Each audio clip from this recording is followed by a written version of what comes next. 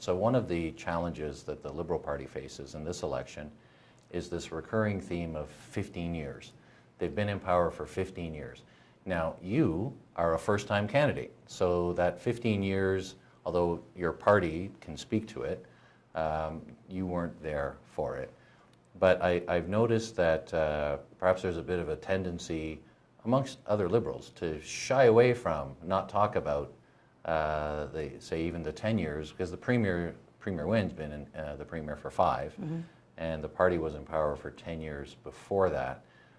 So it's interesting to hear you talk about some of those accomplishments that happened earlier years in the Liberal government, and that's, from a strategic perspective, I would agree with you. I'm not sure why others don't talk about some of those accomplishments more.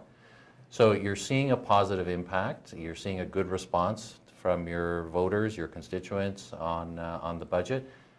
Your opponents have focused in, especially on the PC side, about a return to deficit. And this budget has a deficit of about $6.7 billion. Are your voters raising that? Are people at the doors raising the deficit concern as something that's on their minds, that troubles them? I think that's a terrific question, Joe, and it's one that I was very curious about when I was canvassing. So when I had someone at the door where I felt we could have an engaging conversation, I reminded them that the Liberals do know how to balance a budget, and they did balance the budget, but they made a deliberate decision to run a deficit. And I asked how they felt about that. And on that conversation, perhaps I've only had a few with constituents, but surprisingly, they're very comfortable with it. And I think they're comfortable with it because of the programs that go alongside it, as well with the fact that the Liberal Party has a plan to eliminate it within 5 to 6 years. So it is a very modest deficit.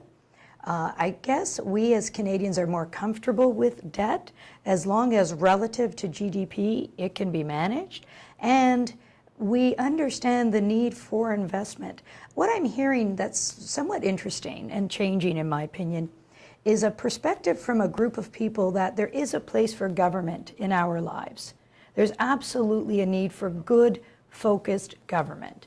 And we look at the disparity between the levels of income earners and the struggles that some of our families are having, and they're appreciative of the government getting involved. And if the government, under the wonderful leadership of Finance Minister Charles Sousa, makes a decision in an election year to run a modest deficit because they believe these programs are needed today. And we're not just talking about some of the care programs. What I'm focused on as well is the infrastructure and our investment in hospitals and our schools. I can tell you I have a number of schools that have been around for 50 years and they're in desperate need of repair. Some, in fact, should just be outright replaced.